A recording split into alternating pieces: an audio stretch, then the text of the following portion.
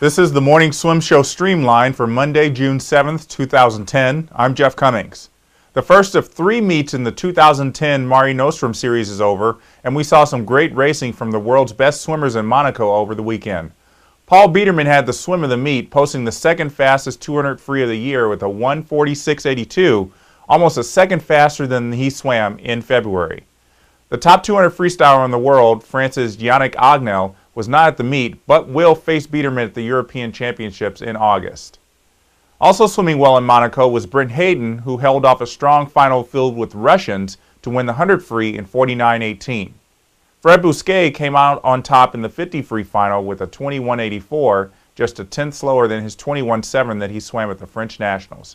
Alain Bernard was second in the 50 with a 22.17, also a tenth slower than his fastest swim of the year. On the women's side, Soni had no match in the breaststroke events, though her times were not as fast as what she swam a few weeks ago in Charlotte. Soni won the 100 in 1:06.53 and the 200 in 2:24.45. The next stop is Barcelona, and that meet kicks off on Wednesday.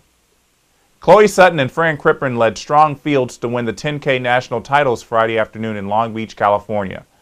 Sutton won her third open water national title by 2 seconds over Christine Jennings of Boulder, Colorado, who made a late surge in the last 1,000 meters over teenager Ava Fabian.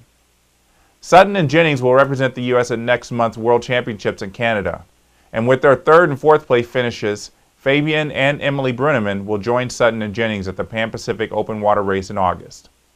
The men's 10K race was also a tight finish, with Crippen winning his first open water national title over Chip Peterson, the 2005 world champion. Andrew Gemmell, the silver medalist at last year's World Championships, placed third, and Alex Meyer, a participant in last year's open water events at Worlds who finished his eligibility at Harvard this season, was fourth. Jennings came back on Sunday to win her first national title in the women's 5K race, with 16-year-old Fabian coming in second. Deni Cullom, just 18 years old, won the men's race by a second over Crippen and 2 seconds ahead of Peterson.